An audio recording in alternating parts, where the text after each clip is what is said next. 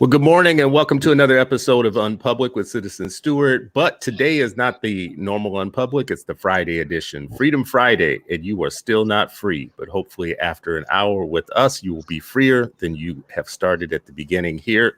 Today, we are going to talk about something we never, ever get to talk about on this show, which is race. I mean, it's weird. Every time we do this show, we never really ever get around to talking about race. I mean, we talk about everything else in the world, basketball or whatever. Yeah, we just avoid the topic of race and let it go.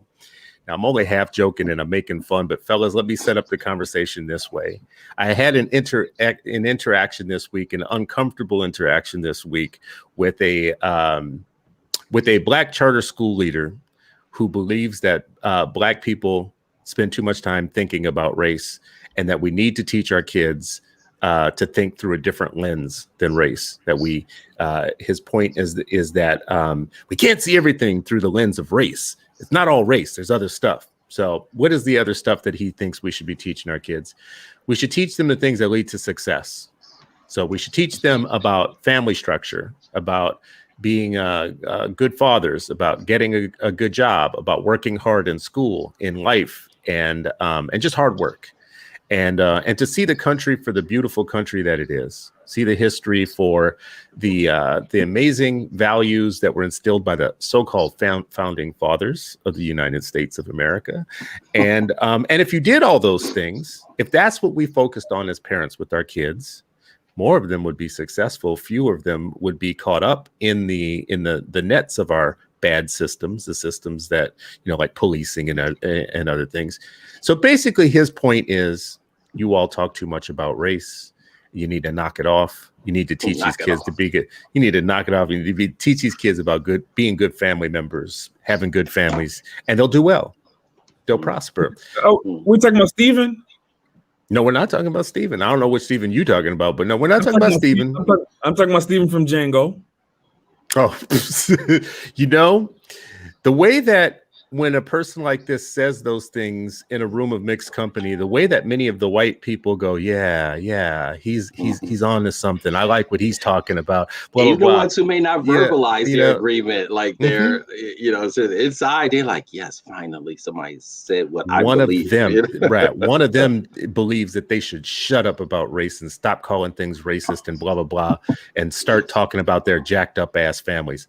Like, that's novel. But anyways, I want to do his, because what he does with us is he doesn't give an honest reading of our arguments. He'll say things like, you can't see everything through the lens of race and teach kids that they can't be successful and that it's impossible. And I will respond by saying there's not a single black person in America who's saying that to their child. No one is waking up in the morning saying it's impossible to succeed. You can never do nothing, blah, blah, blah. But that's the type of cartoonish thought that you get when you spend too much time convincing white people that you're a real voice of black people when you haven't spoken to any black people, right? And when you think yourself that you've pulled yourself up by the bootstraps and you're somehow special, but all those other Negroes are the ones who are thinking the wrong thoughts and don't know how to be successful like your Harvard ass did. Well, anyways, let me just, before I jump in. Okay, go ahead, bro. Go ahead. So I want you to really set this up the right way. Like, is he from it? Like, is he born here or did he immigrate? You raise a good point. Yeah, it's important because what I won't get in depth in those interactions in those type of rooms with is I expect some of y'all to be ignorant of the difference between the American descendants of slavery versus those who've been here for 5 minutes and have discovered, well, I'm successful. I don't know why the rest of you former slaves can't be successful. The Candace Owenses of the world, the West Indies folks of the world who seem to be like, whenever you're in these rooms with this black exceptionalism nonsense in rooms full of conservative white people, it always is somebody who's been here for 1 or 2 generations who are like, well, my family came from the West Indies and we did everything. You weren't here for the 300 and something years of what we've been going through, we've had going on. So don't try and compare your new to America experience to ours. But anyways, I just want to ask you all the question. I want to set up this by showing you a couple of things and asking you, we could take 2 paths. We could take his path, which is teach our kids to work hard, be great, have great families. And not that this is a either or we could teach our kids to understand the systems that they live in and to be watching out for those systems when those systems don't perform for them, don't perform well. But I want to ask you all, you two specifically, how specifically, not just about race, should we be teaching our kids? How much specifically should we be teaching them about white power? Right? Those are two different conversations. Teaching our kids about race is a more broad conversation.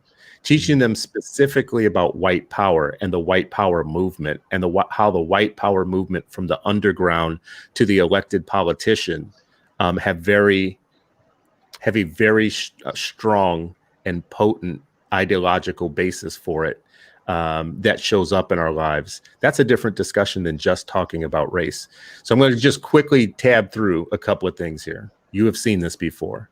This was one of the funniest things, like news stories ever. Like this was just, I cracked up when this first came out. I was like, for real? It was funny, bro. I'm just like, for real? Like, right now, and the fact that the FBI, a bastion of white supremacy and oppression, is now talking about local law enforcement. Like, I just thought that, I was like, oh, this is so rich. I felt like I was in England sipping tea. That's so rich. Like, oh my gosh.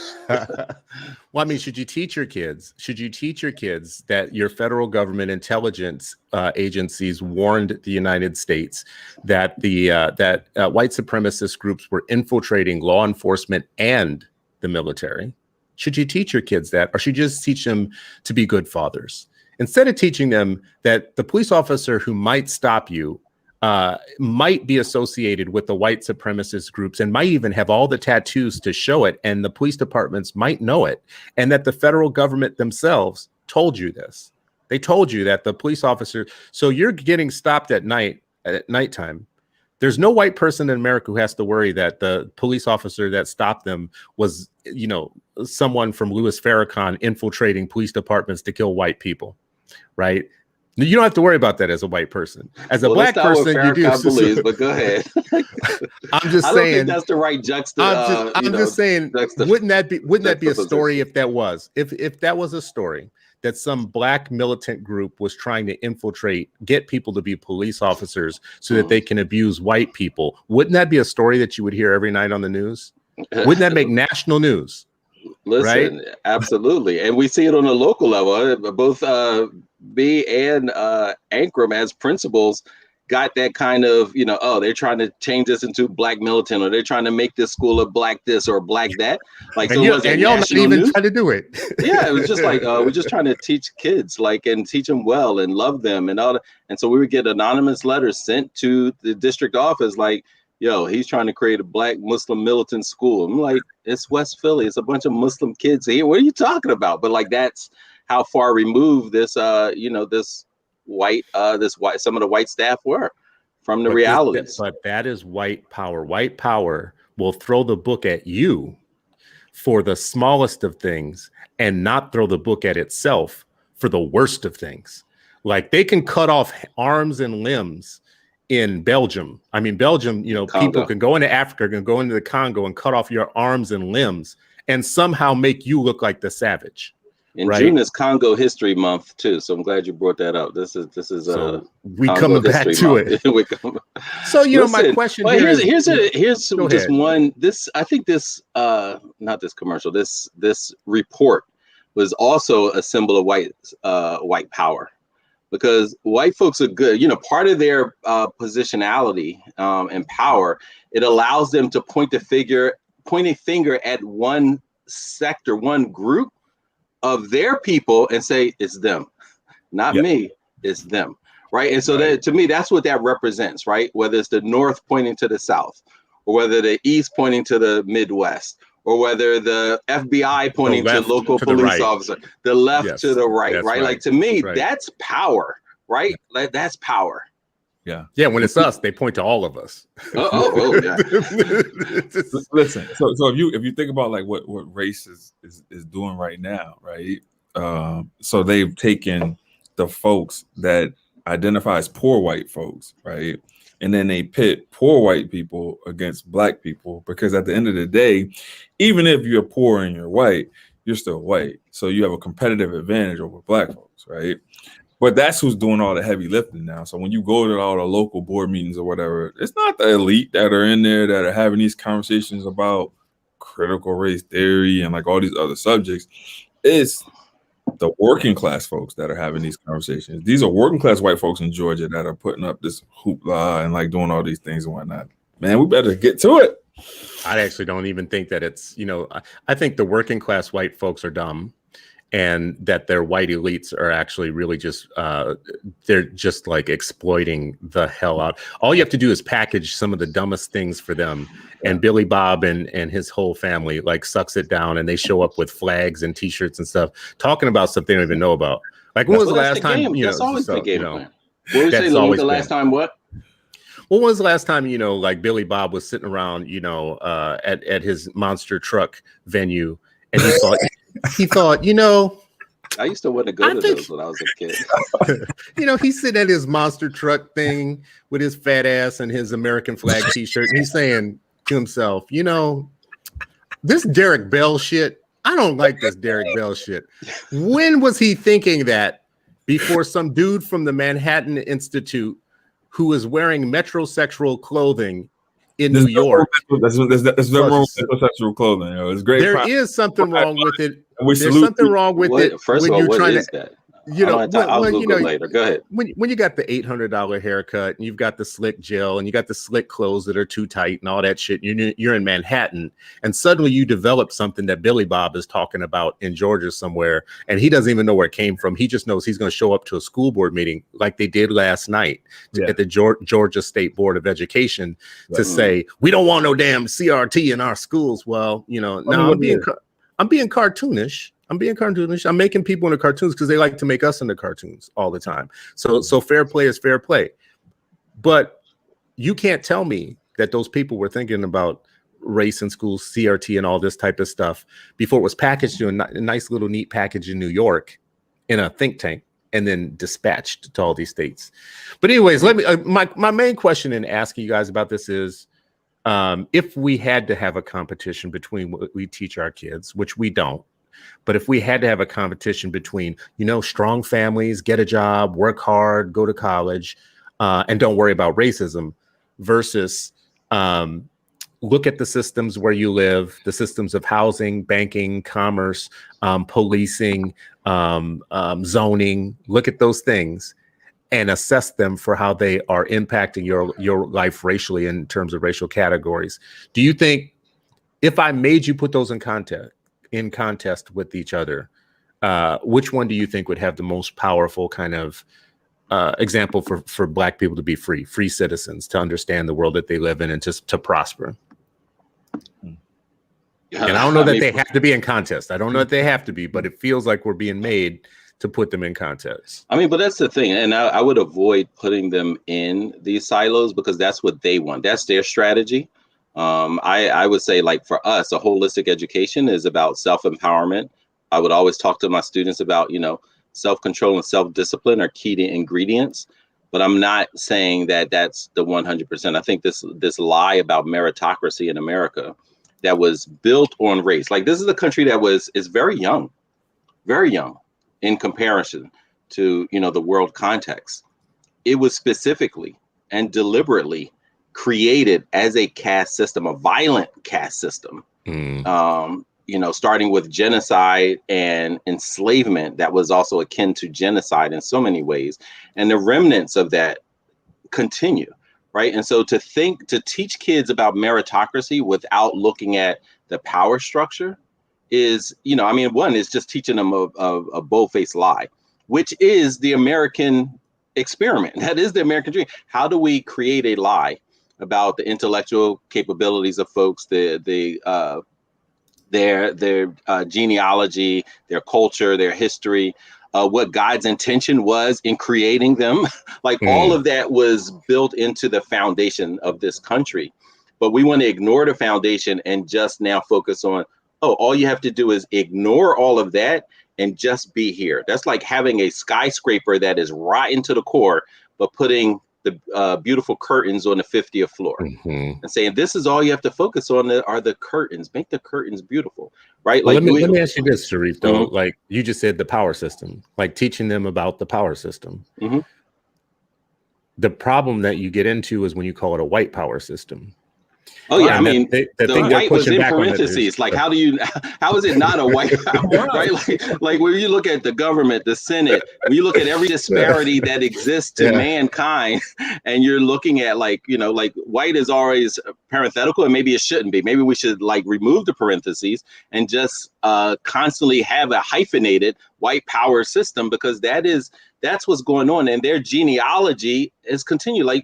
Like now, aren't you blaming all white people now? Now, aren't you blaming white people? No, I'm actually not blaming all white people. What I am saying is you all benefit from this power, because if this was all created for the benefit of Black people and brown people and Native American people, like it would look very, very different. If it was created for all people, anybody, right? Like it's just all human, where all you have to do is do those kind of values, right? Then we know. But we also, if we know human beings, that it's rare that it's just going to say like, oh yeah, this is for everybody, right? Every system marginalizes a group. Every group of people have found ways to, we're the ones that are accepted and you are the ones who are rejected, or we get full and you are 3/5 of a human being. Like, when did that change? When did Judge Taney, who said you have no rights?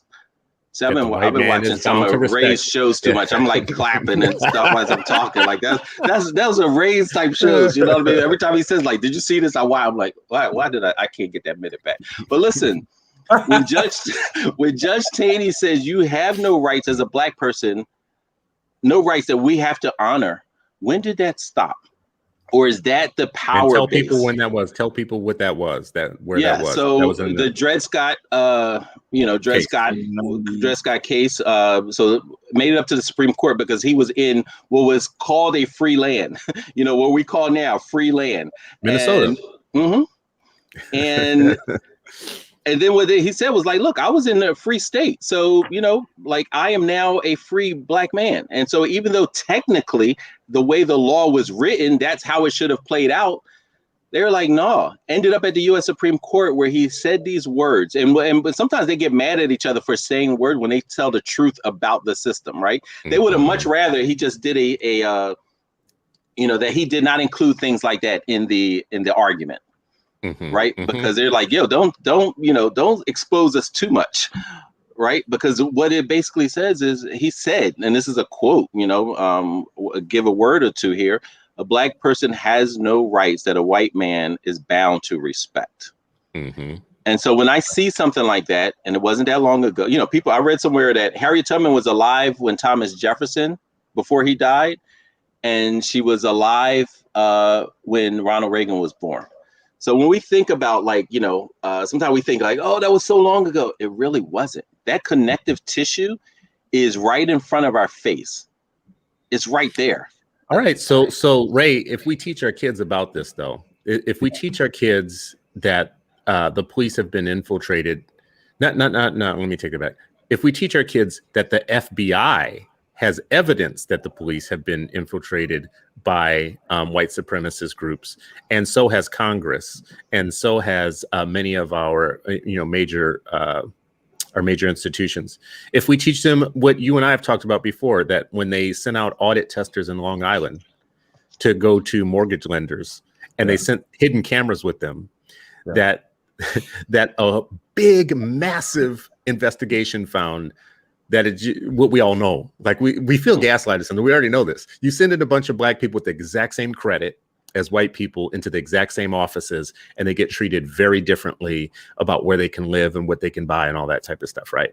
If we teach our kids that, though, Ray, doesn't that disable them by making them think that the odds are just against them, so they can't succeed? So why would we teach them all that kind of negative stuff? Why shouldn't we just teach them to be like star players, to be like, be a good dad and, do good hard work and all that stuff, so that we don't make them feel defeated? Bro, so first and foremost, right? Dred Scott, 1856. It was argued. It was decided in 1857. I threw a number out and it was wrong, so I wanted to correct that. Secondly, bro, I'm not fattening my kids up for slaughter, right? And so I'm gonna make sure that our kids are equipped in terms of being able to navigate through these systems that are not built for them.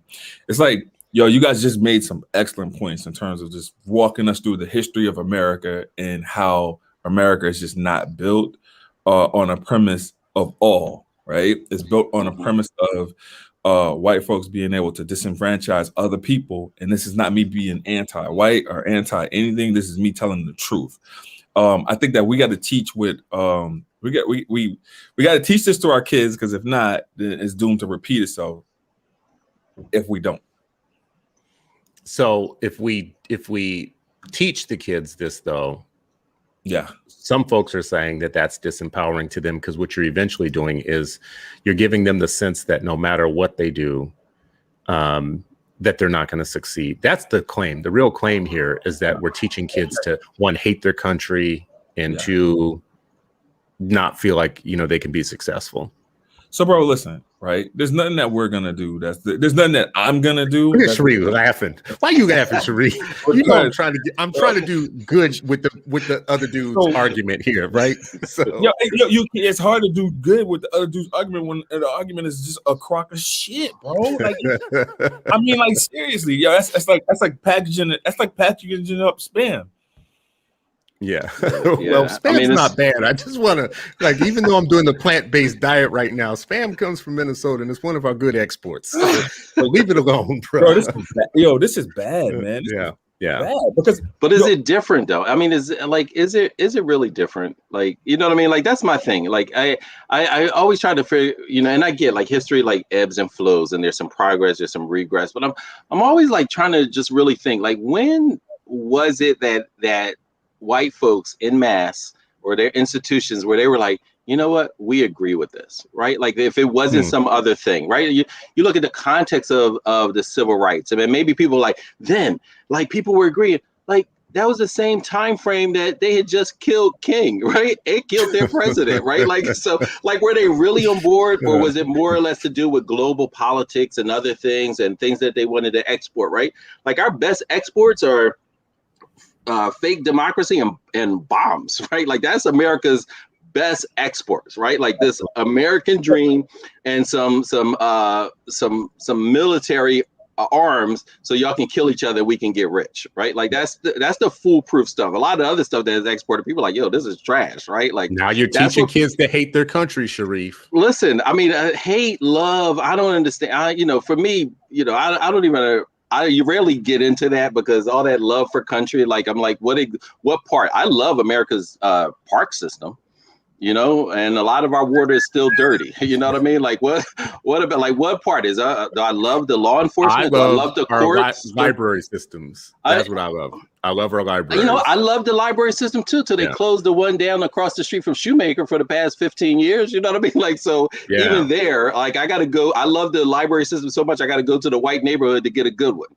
Right. Yeah. Like, it's so like, I'm trying to figure out. Philly, bro. I feel bad for you in Philly. I love American muscle cars. Muscle cars? What is that, like Camaro? Yeah, like Camaro, a Charger, Challenger. I don't know. I would always have to look to see what does Consumer Reports rate them. I don't think they rate that well. So I don't know. Well, I'll put it this way: cars aside, I don't know who it was in history said there's nothing more apple pie, nothing more American than apple pie and racism, right? This is the real argument that we're having about whether or not we should. Oh my gosh, you can't. Ray inside his head, he's like, "You didn't say who said that." Like, oh my gosh, you can't say. Look at him. He's looking for. Is he looking for the citation? Why'd you say that? What else? Like, bro, like, who cares? Like, it's the sentiment, and we know that somebody said it. I want to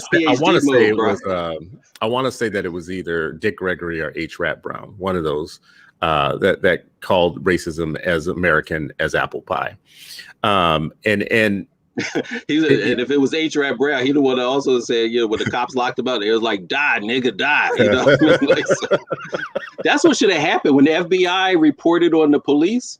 Local authorities should have reported, like, we have evidence that the FBI is very racist and anti-black. You know what I mean? Like, that, we should get some more white on white crime going on when these kind of reports come out.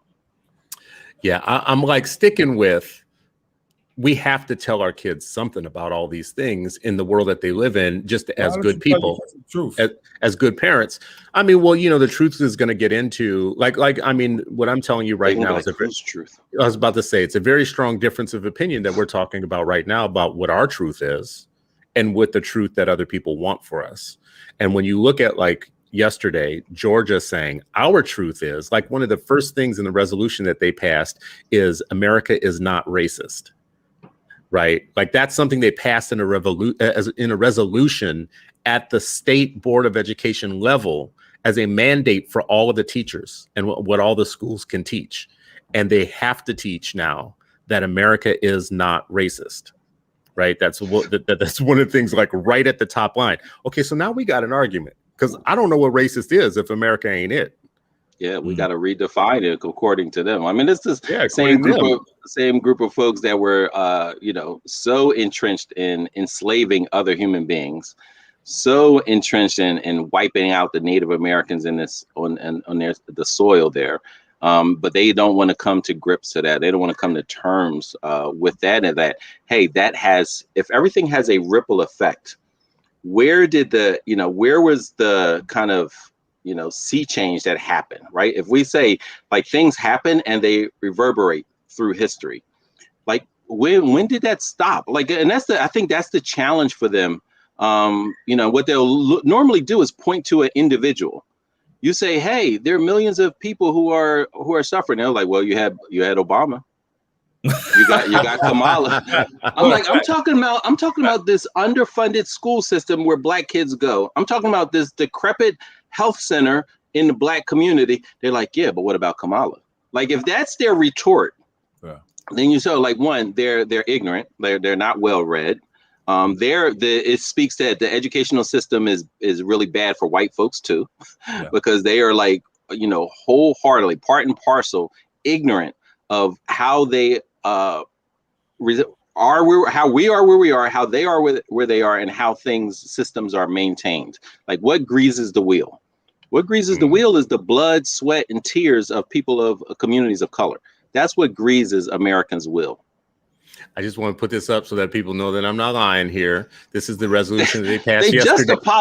They just apologized to Ray Charles a minute ago, right? You know what? So Georgia's fighting really hard to be the national exemplar of racial injustice. They want to take away your right to vote. They want to reverse all this. Now, this is the state where Dr. King came out of, right? This is the state where the world's most phenomenally transformative individual in the area of civil rights and challenging America's BS around its difference between its ideals and its realities. This is where he came from. This is his birthplace. And this is now the place where a group like the Heritage Foundation dropped in, met privately with the governor, gave the governor 8 things to put into a voter bill, put that into a voter bill signed with an all-white room of all-white males beneath a portrait of a plantation that took away the main ways in which Black people vote in Georgia. And oh, by the way, this was done the exact same way by stealth in other states. That is white power. It is white power when what they called a centennial, a white centennial from a white right-wing think tank can drop in and see a governor and give the governor a bill to sign privately behind closed doors with all white men that disenfranchises Black people from their most basic constitutional right, which is the right to vote. And it drops into other places. And then right on the heels of that, they also drop in and do the same thing with a different foundation, the Manhattan Foundation, at their request to drop in this anti-CRT. You can't even teach that white people are responsible for systems of oppression anymore. Right. This number one in this resolution. How do you teach history without that? Well, I mean, they do. So, I mean, you just erase. But is Georgia the same place where that Black woman legislator was, like, kind of looking into the office or something, and the state troopers bum rushed her and locked her up? She was trying to get in that room where the governor was signing that with all white men. She was trying to, and she's an elected official in that state, elected by the people of that state. Her constituents were completely disenfranchised from that room where they were signing a bill that was written by people from outside of their state. That's white power. We can't stop. We can't not call these things what they actually are, because insanity isn't doing the same thing over and over again and expecting different results. I reject that. Insanity is not naming things what they actually are and then having a world full of misnamed things. You call a donkey a tarantula, and you call a tarantula a giraffe, right? That's insanity. So when you don't just look at something and go, oh, yeah, that's racism. Oh, yeah, that's white racism. Oh, that's white power, right? Bro, we've only seen, this is only the beginning. This is only scratching the surface, man. What you're going to have in a couple years, and you're going to see it in these next couple of elections or whatever, is that you're going to see a minority, right? White folks are going to be the minority, and you're going to see them win elections nationally, even though they don't win by popular vote, even though they don't put forth anything of substance in terms of voting for, in terms of changing the country, in terms of changing the dynamics of the country. But they're going to cheat their way into elected offices, and we're going to sit back and allow them to do it. When you got folks like Joe Manchin in office, and I understand like all of this. I understand everything that's happening around eliminating the filibuster. It's dangerous as hell. But at this point, if you don't have a national platform and you don't have federal legislation that overrides what these states are doing in terms of these racist practices of disenfranchising voters, then this is no longer going to be a democracy to me. Okay. So yeah, I mean that's South Carolina, right? Let me just stick on that point for a second, because you just made a point that is the reason why we should talk about what we should teach our kids. If that is really what's coming down the pipe, should you teach that to kids? Should you teach them that what you just said, Ray? This is what's coming down the pipe. White people are becoming a minority. When they become a minority, don't think that means they're going to give up power. No. Don't think so. What are they going to do to maintain power if they're no longer the numeric majority of the country? And if you're not preparing Black children and children of color, period, for that, what are you preparing them for? Slaughter. So this is why they want to outlaw thought systems. They don't want you to be prepared. Bro, they don't want you to know what you need to know for the future. I promise you, right? I got 60 teachers on staff right now. If I went to them, right, and I collected data and I asked them, each individual one, what is critical race theory? Have you ever taught critical race theory in your class? I can almost guarantee you, first and foremost, that none of them are going to be able to define what critical race theory is. That's not true, Ray. That's not true. Every teacher is waking up every morning thinking of ways how they can bring Marxism to the classroom and how they can make every kid a Marxist and how they can you're wrong, Ray. They all know about critical race theory. They've had a private meeting separately somewhere. Listen, all these leftist wild people. I don't know everybody at Shoemaker now, but I'd be able to say a significant number of them would be able to tell you about both CRTs. Critical race theory and culturally responsive teaching, right? Are they trying to make the kids Marxist though? No, that's the thing. Like I think the comparison that they want to do, the thing about it, they're comparing to, and this is what ignorance is, when you just have positions of power, but you didn't have to actually learn anything to get it. Like that's power, right? Like the child of a king becomes a king despite their inadequacies, right? Their ineffectiveness, their intellectual incapabilities, right? Their incompetence. Like that's what happens is you don't have to read before you make a statement.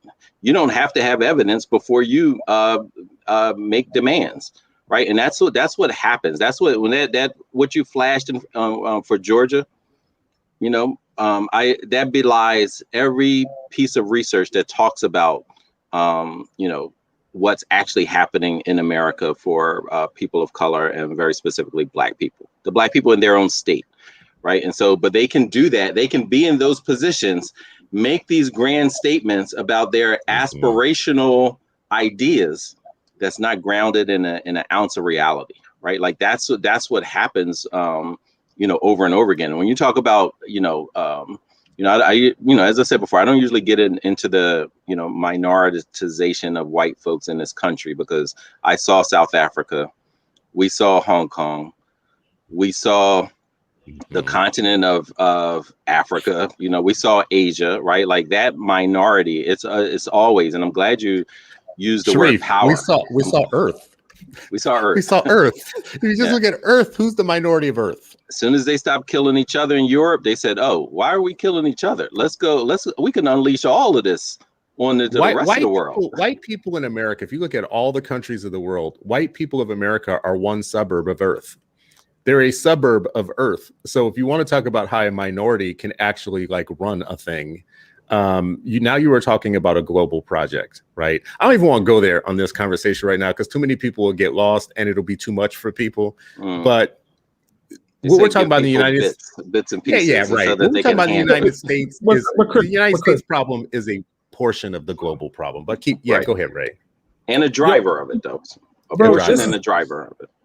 This is a misinformation campaign like none I've ever seen, right? So before Tucker Carlson even brought the woman from Loudoun County on his show, I had already kind of did an analysis of her interpretation of what critical race theory was. Let's hear your deep analysis, sir.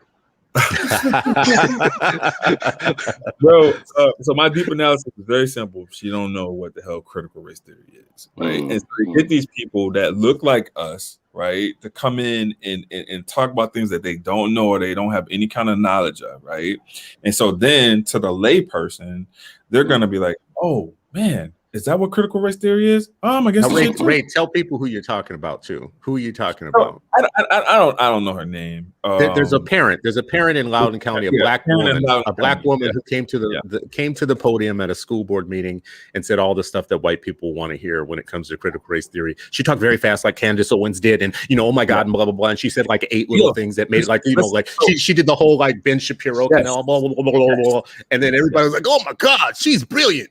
We found us a Negro who's brilliant." And it's just like they cheered to the death, and she went viral. So it was viral. It was viral last week when I did an analysis. It's a virus. That's why it's viral. That's the issue. What's the issue? That it's a virus. It's a virus. That's why it went viral. Like that's the issue. We get one of those like, "Oh, they look like them, but they talk like us." All right, put them in front. That's a virus. Yes. And that's what you have at AEI. She's going to be a national fellow at AEI in like 5 minutes. Just watch. Hey, she'll be on a perfect team with the other guy. With the one other guy, yes. Yes, with the one other guy. Listen, I want to come back to this because this to me, I can't stop beating this. I've heard from people in the last few days like, "Chris, why beat on those things so much? We just know things are racist, so why say it so much?" Or, "Listen, I'm doing the real work, so I don't have time to get into these battles about CRT and all that type of stuff." First of all, I just want to call BS on our own people that say stupid shit like that. You're really just protecting your little job or your little grant or your little nonprofit that you think is doing everything in the whole world to the point where you can't see the more global picture here. The global picture is laws have been passed that have jacked us up for time and time again. And every time we go back and do the forensics on them, we feel like, damn, they caught you with your pants down. They passed something that you didn't pay attention to because you were so stupid over here on your little parochial planet that you were on. And this is the game. This is the hustle. Pass laws that hurt people is a tradition. It's a history that gave you the war on drugs. Oh, well, I'm over here working on housing. So, all that like drug stuff, people shouldn't be doing drugs. Maybe, I don't know, blah, blah, whatever. Lock up an entire generation of people. And then you have to wait for Michelle Alexander to write the book on what happened with them. You have to write the book 30 years later, what happened after Clinton signed the welfare bill, right? How many of these type of legislative white supremacist legislative actions have to take place that are going to have an impact on us before we start paying attention to all of them? And we start teaching our people about them. We start saying, this is how you create structures that hurt people. You put laws and rules and resolutions in place that change how you govern people, and then over time it'll hurt them. It'll kill them. Bro, listen. So here's the thing, right? So like I grew up in the South, right? I grew up in Louisiana, and Man, it's a certain level of trauma that I have based off of my lived experiences of growing up in the South, right? And so a lot of people, it troubles them to call white folks out because they know that there are repercussions that occur when you do such a thing, right?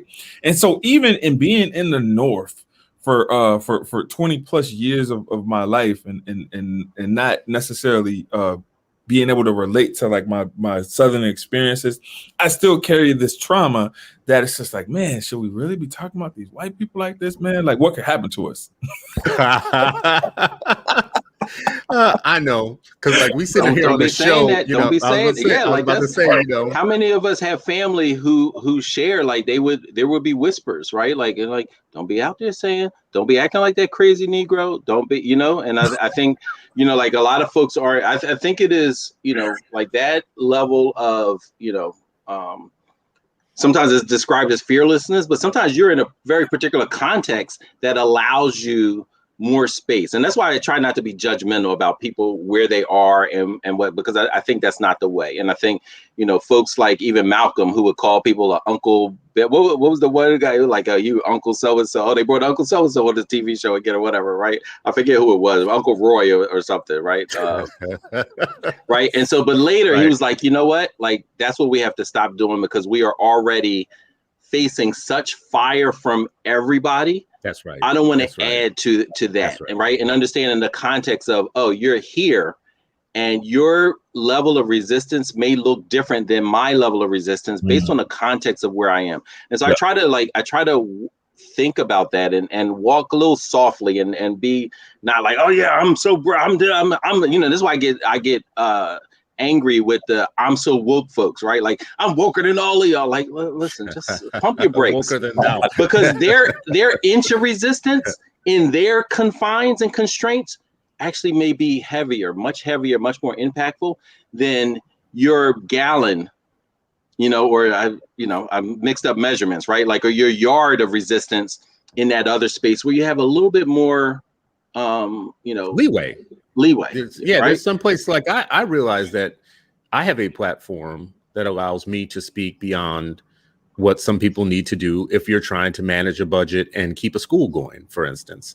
I don't want school people. I want my school leaders running schools. And when they're under attack, I want them to call me and say, this is what people are doing to me right now. Can you help me? Can you handle this? I used to say the same thing. Everybody doesn't need to do hand-to-hand combat. No. Right? No, like as a matter of fact. Your level of resistance might be making sure that Black child is well-educated and ready to fight, right? Because your greatest contribution, I read once, I don't remember who had said it, right? But your greatest contribution may not be your work. It may be your supporting of some of the next generation, right? Like that's that. Right. What like is very similar to Tupac's statement of like, I ain't gonna make the revolution, but I'm gonna spark the brain that does. It's that may be your greatest contribution, and it may be silent. Know your role, and like I will check in with my people and say, are you okay, when I see them under attack on things, because I know they can't say certain things. I know they can't do everything. So I'm like, I can. Tell me like who's coming after you. Tell me what the situation is. Can I help? Because I don't have any other role. I'm not running a school right now. So like all of us have to decide, what can I do? So I'm not running.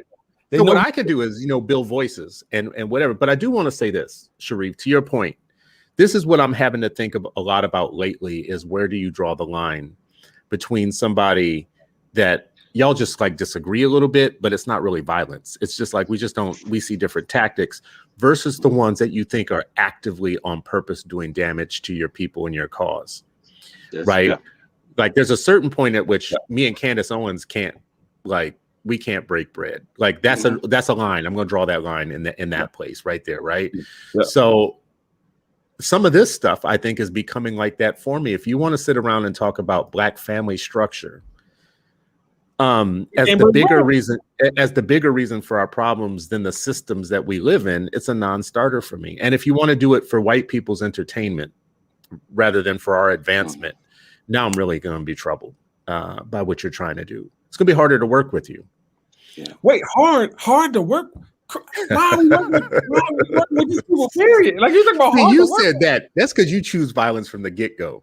That's I try to work with people first, and then this happens, and then I'm like, okay, see, now I have to draw a line here. You put me in a bad position. day one, right? Yes, From I know. day I know. one. Here he comes. He's gonna say When he told me. you were like, "Hey, yeah, I'm gonna work with this guy," and I was like, Yeah, "Whoa, I know. don't do it." I know. I know. Listen, and this is the thing. People don't give me credit for that. I try and work with a broad set of people on interest convergence type of values.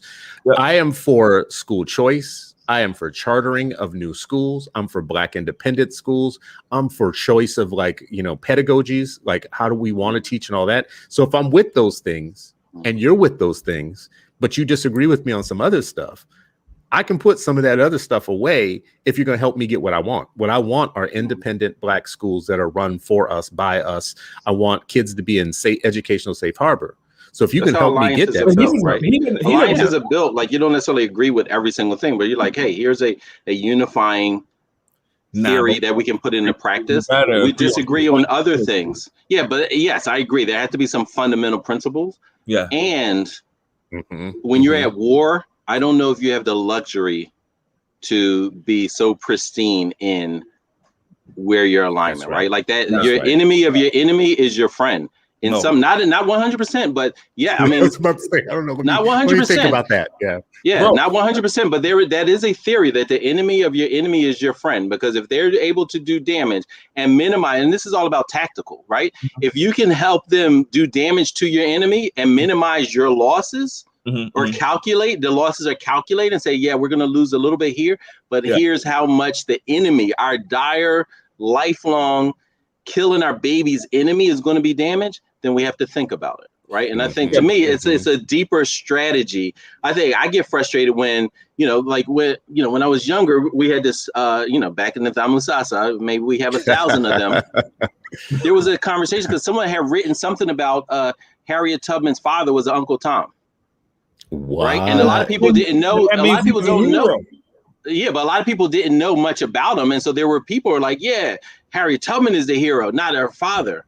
And then our teachers would walk us through Harriet Tubman's father and like who taught Harriet Tubman about those streams and what to eat and navigation. Who taught her about XYZ? Who, because they would take things like, because he was looked at as a trusted Negro by white folks, right? He was trusted. And so they took that and snatched it and ran. Well, he was the silent infiltrator, right? Because he's like, it's not going to be me, it's going to be my daughter. And so I'm going to gain favor from this oppressor, but I'm going to unleash a force that was unheard of in that particular context, in that particular community. Right. But because he was trusted, because they said like, yo, his what was his name? Ben Ross, I think. Ben Ross never lies to us. Ben Ross tells the truth. You can always trust Ben Ross. Ben Ross was like, he was the freedom fighter. Yeah, he was clever. Right. And he knew it, but he had to be silent. He wasn't braggadocious about like, this is what I'm doing. I'm the wokeness new. I'm the this. He was like, nah, like, you know what? Y'all got it. But check this out. John Brown came running with guns and stuff, and they were like, pop, pop, pop, in the movement. And he also had the privilege. But I respect John Brown too, because it wasn't just him; it was also his sons, right? Like, John Brown's my favorite white man. Yeah, is he? That's my favorite white man. Yeah. Damn. Okay. Yeah, he is. John Brown's my favorite white man. Yes. All right. Not Santa Claus. No, definitely not Santa Claus. Well, listen, I actually feel like. I feel like what you just said is the wisest way to go that I'm having trouble with right now, which is you do have to make your alliances in places that are going to help you get what you want. And they're not always pretty alliances. There's always been this kind of, but we get called out oftentimes for who we stand with. That's like people call us out on a regular basis. I can't believe you did such and such with so-and-so. I'm collecting a lot of that right now because my platform has given a platform to people who now done ran off and said and done things that have, a lot of people like raising their antennas. Like, I can't believe you gave that person a platform before. And I'm like, listen, I'm more open than people think. I'm a libertarian. I actually want to see lots of people like, just do your thing, just be you. I also have to call out the point where like, racism is a material problem, not an abstract problem. If we can just argue about it in the abstract, fine. But if it's having a material consequence on our people is when you can't, there's no disagreement. Right. We can't argue about the fact that like 1,000 Black people going into a mortgage lending system versus 1,000 white people going in that system, when we know that housing is the main way that people build their wealth, and them having very different outcomes in the meetings that they have with those mortgage companies is not something you can just bypass and be like, okay, big deal, whatever. That's a structural problem. I don't care whether you're a libertarian, conservative, or whatever you want to call yourself. You should be caring about that. But what do we do and what do we teach was the frame of this show. I just want to put this up here real quick. So we looked at, I want people to go and read Georgia's thing, but I want to get us more to a place where we talk about things like what we have done and what we can do, right? So to control what people on the other side are attempting to do is legislate thought and how we should think. And I think we should stick to our guns about how we should think. We should think about our independence. We should think about the systems that we've built for ourselves and the ones where we get to determine what people learn and how they learn. This that I'm putting up right now is a history of independent Black schools that I think people should go back. Sitting here writing this URL down. Yo, send that. Send that. I'll put it in the links. I'll copy it and put it in the links for folks. But this is where our real power is. Our power isn't just having these arguments and discussions. We should head off legislation, but we should teach our kids where our real power lies. White power lies in structures and rules that govern the lives of everybody. That's how they dominate. They don't dominate by just creating abstract theories and philosophies. They do it by creating rules and laws and government structures that serve them. And we need to create laws and structures that put our kids into Black power. And one way to do that to me is thinking about our school of thought and what we think about for schools. Where's the other thing that I wanted? I also want to think about this. Like, we have Black debate teams nationally that are killing it, right?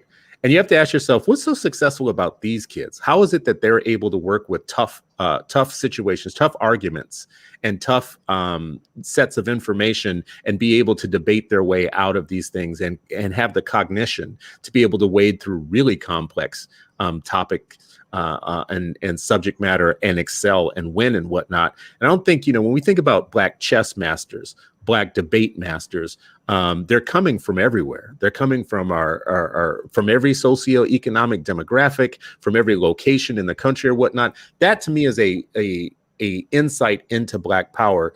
Black people who can defend themselves intellectually is where I think we want to be like focusing our kids on. Like, that's what we want to focus them on. I don't know how we can do that by not giving them the complex subject matter of the world that they live in. Like taking things off of the table. No, you can't think about structural racism or whatnot. You should just think about being a good dad. You could go straight to hell with that. You should just think about being a great dad. You should think about the complexity of the world you live in and the history that you have experienced and the sociology and economics and political systems. Do you all think, I'm going to, it's a soliloquy in a way, but I'm going to throw it back to you. Do you think the more positive step forward to all of this is just basically say, let's prepare our kids to be intellectually self-defensive and go with the things that aren't controversial? Black debate, Black chess masters, Black tennis masters, Black Sharif's kids, the Black beekeepers, right? Teach them about nature and all the stuff that they live in, and get out of these arguments around like good dad, bad dad, your culture is terrible, that sort of stuff. Is that at all? I mean, would that work at all? I think. Yeah, I'm nervous about endorsing one way or one pathway, right? Because we can have all these, great, whatever, chess, naturalists, bird watchers, athletes, all of that. But who was it that said power, justice is never given, it's exacted, right? And so, that alone is not enough, but I think that, and I've shared this a whole lot of times, our martial arts teacher, Baba Changa, used to say, if you're going to speak the truth, you have to be able to defend the truth. And a lot of people think because he was our martial arts teacher, like it just meant being able, to be a pugilist. He was also our political science teacher. And so I think it also speaks to exactly what you were saying, that they have to be able to defend their intellectual, capabilities, right? Like, when we talk about Black kids being safe, it's not just the physical harm that we're concerned about. We want them to be intellectually, emotionally, culturally, and spiritually safe. Right. And so I think that's what Bobby Chang was talking about. I think that's what you're talking about. But I don't think it can be in isolation. I think there's a connective tissue that brings all of this together. And so that well-rounded Black child is able to understand their history and understand today's context. Philip Randolph. Yep. Just so for Ray. Yeah, Ray. that dissertation work, you're like, you know, yeah. You know, this is a Philip Randolph. Justice is never given. It's exacted, and the struggle must be continuous. For freedom is never a final act, but a continually evolving process of higher and higher levels of human, social, economic, political, and religious relationship. There you go, Ray. That's Dr. Ankrum. Like, you know, no, call us out. Ankrum, this makes us better, right? Like, you know, I mean, I don't mind. I'm being facetious, but it makes us all better, you know, like. But I'm a soldier, not a scholar. You know what I'm saying? I just want to rumble. Like, I ain't like, oh, that's where we going. That's who we rumbling. Bet, let's get it on.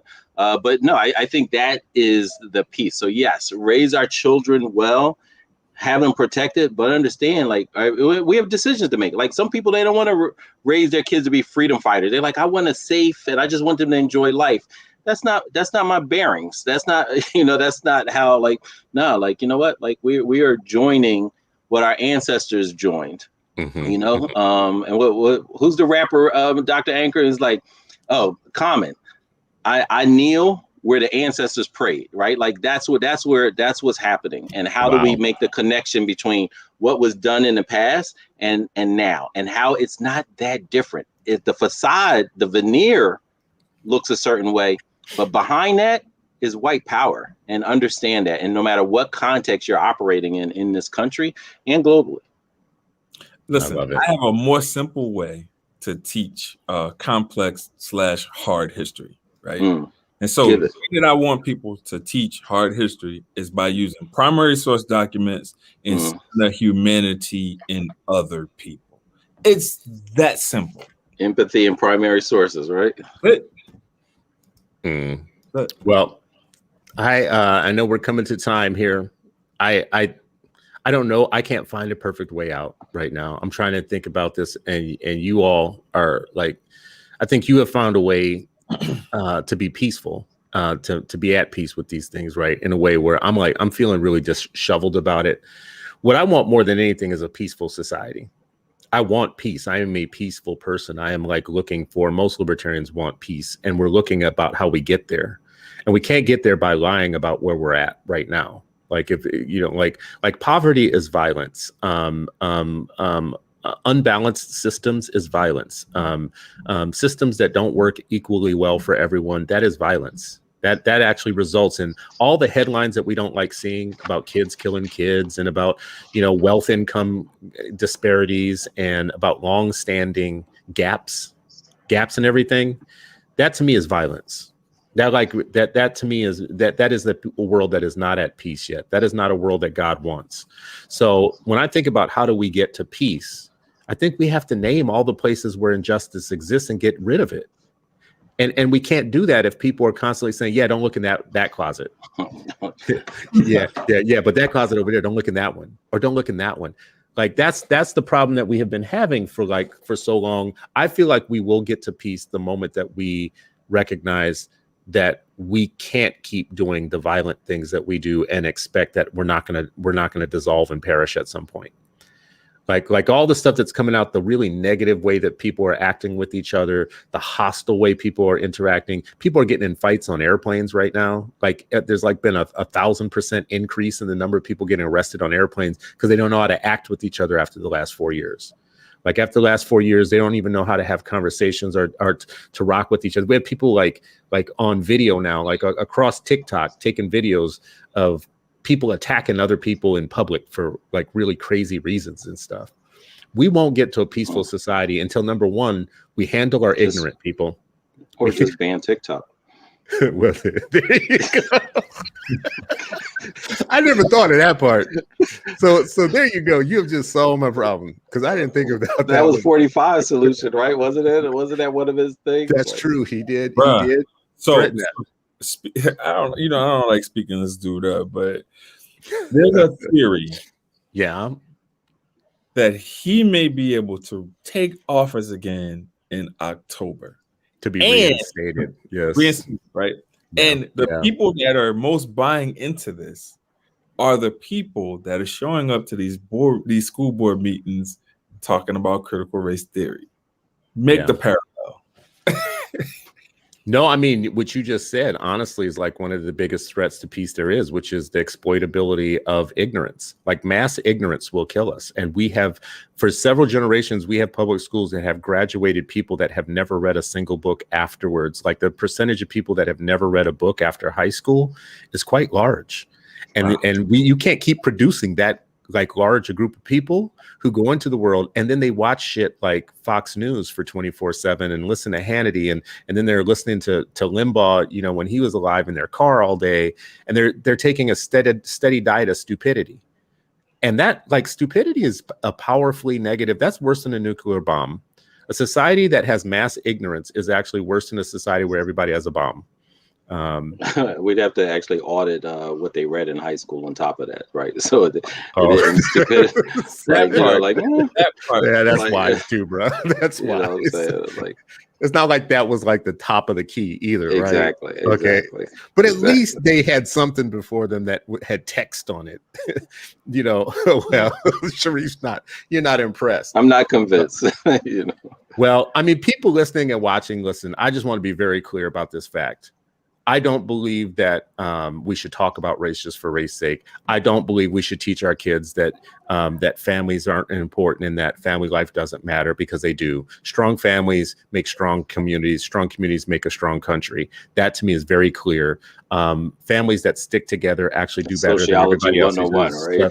Sociology 101, but let's just say this much. Families don't exist in a vacuum. They exist within systems. And systems can have a major impact on what families come together or stay together or how they unite. So I feel like we have to talk about these things not just to be part of the wokeness, but to do it because it's just scientifically what you would do as a thinking person.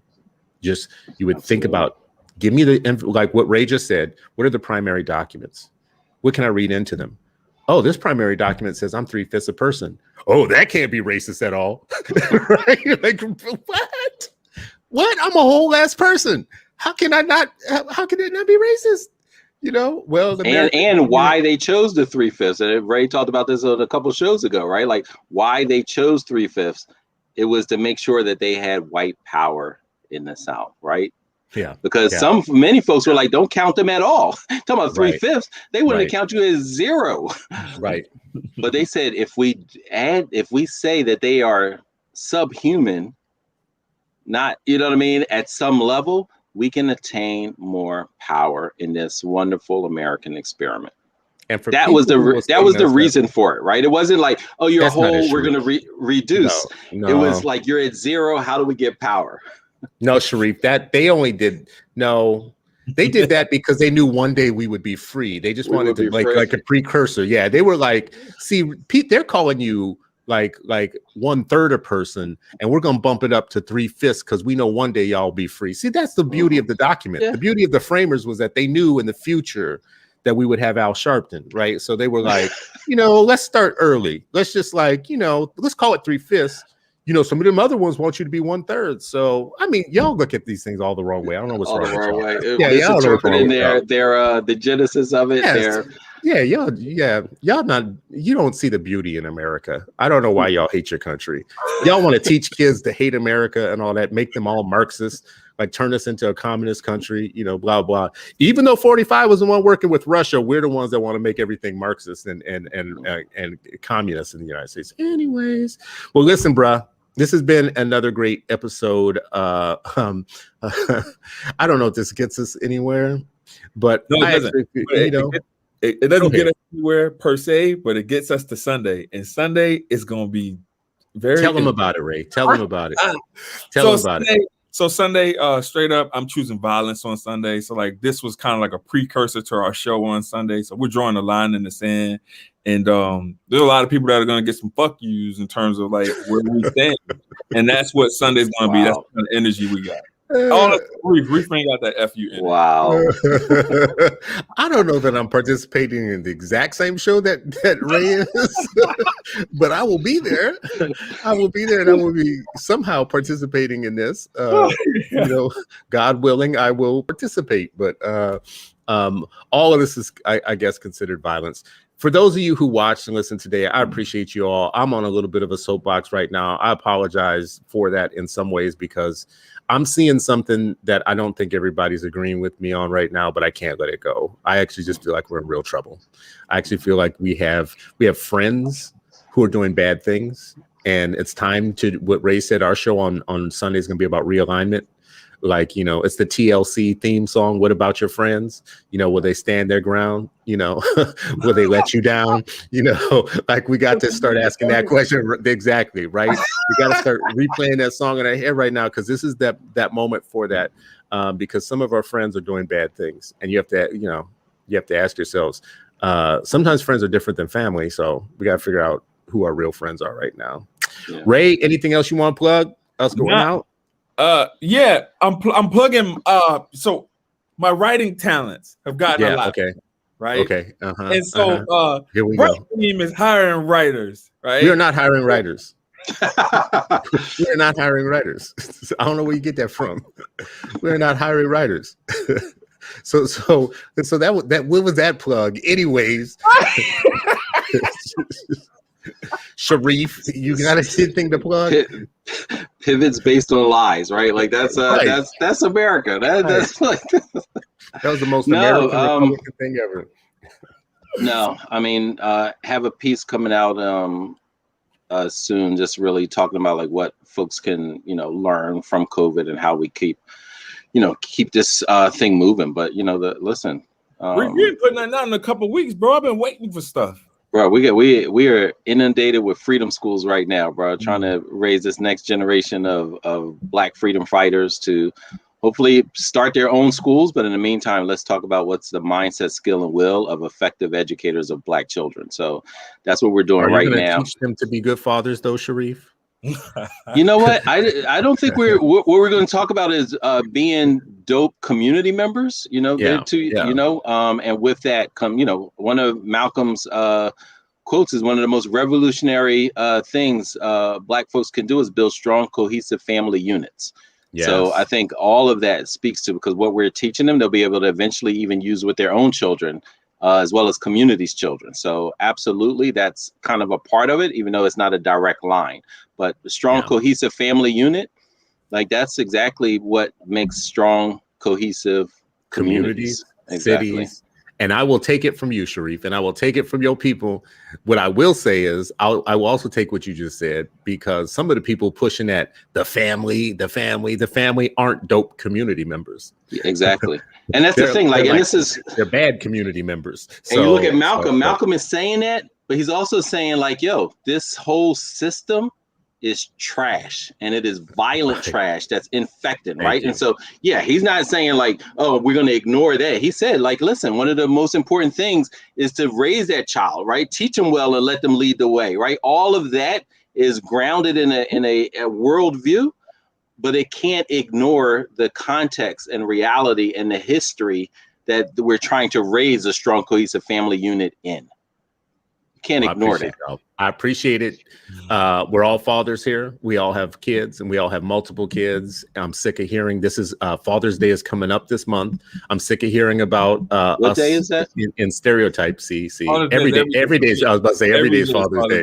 Yeah, every day is Father's Day. But there's going to be all this outburst of father stuff coming up, and it's not going to have a Black face on it, and I'm going to be annoyed about it, because I don't want any more lectures about what we're not doing for our families or whatnot, when we're all out here working hard for our families and doing shit every day for our families, and we're not abnormal. So like a nation of Black men are doing things every day that they don't get credit for.